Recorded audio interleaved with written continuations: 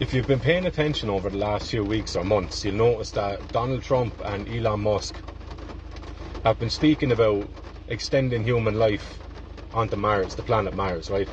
So either going visiting there or going colonising the planet and bringing human life, the continuation of human life on the planet Mars. You'll also notice that the idea of living on Earth and recognising or believing that in order for the continuation of human life, a visit to Mars and possibly colonising or making Mars a second home is an idea that has come from a mind. In an individual case, Elon Musk's mind, right? Obviously there's like the inverted tree of the team around him that is trying to take this idea and manifest it in physical reality, right? Or on the physical plane of reality, at least. So because this idea has come from a man's mind, it must have some meaning to him. And it is the realm of meaning of what Mars means to him, and by extension, going backwards, what Mars has meant to man throughout history, right? We know that the planet Mars was given the name after the Roman god Mars, whose Greek equivalent is Ares, right? So Mars was the god of war, the god of volition, the god of assertiveness, of maybe chaos, right? Military chaos, of engagement, of assertiveness, of masculinity. The symbol of Mars is the symbol of the masculine, right?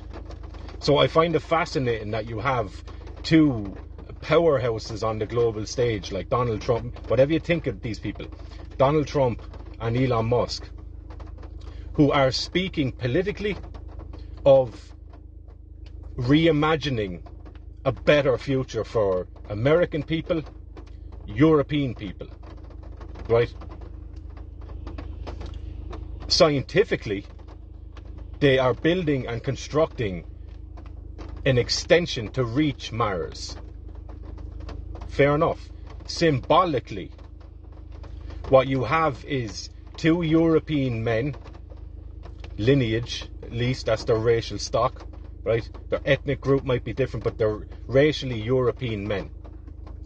And they are projecting into the future a visitation to Mars. And symbolically what that is the European man once again reaching out to touch, to engage with, to commune with the god of war. I find that fascinating on a lot of levels, whatever level you look at it. Just purely in a scientific endeavour of wanting to extend out our ability to meet new worlds, right? To traverse space, to reach points we have not, maybe at least as far as we know, we have not reached before, right?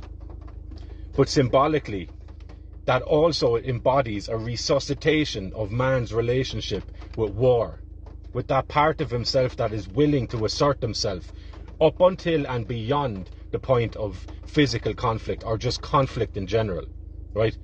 Masculine assertiveness, soldier-like, kingly-like, willing to stand up, to don the outfit of war, right, the uniform of war, and willing to struggle over it, willing to engage over what they believe to be true.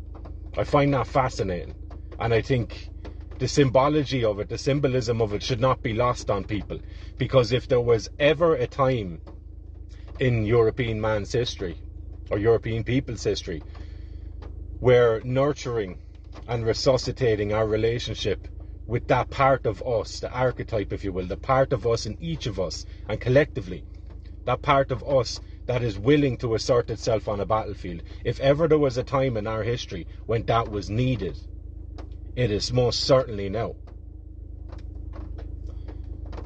Naturally, when you're speaking of battles and fighting and conflict, we've become so averse to this over the last couple of generations that it becomes nearly synonymous, battle and fighting, with evil.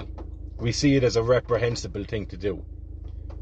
But bear in mind that that snippet of time that we're in, where that feeling of assertiveness has been shaded in negativity, it is a snippet.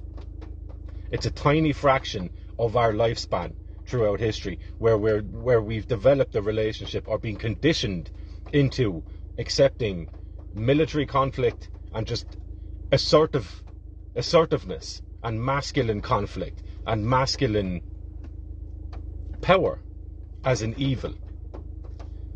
There's a far more expansive time period where this relationship was seen through a virtuous lens, where it was virtuous and expected of you as a man to be able to stand up and to be able to defend what you believe in. And I just find that fascinating that this is the conversation that we're having. And you can look at it through different lenses, as I was saying, but the lens I'm looking at is the symbolical lens, right? And that means that European man is now beginning to think about and beginning to imagine and beginning to draw down from the imaginal into the physical realm of reality, and beginning to try and extend out and reach, extend out and touch, reach out and touch this, right? We are extending our hand out to the god of war again, the god of masculinity, the god of assertiveness, of rulership, of order and discipline, right? Fascinating.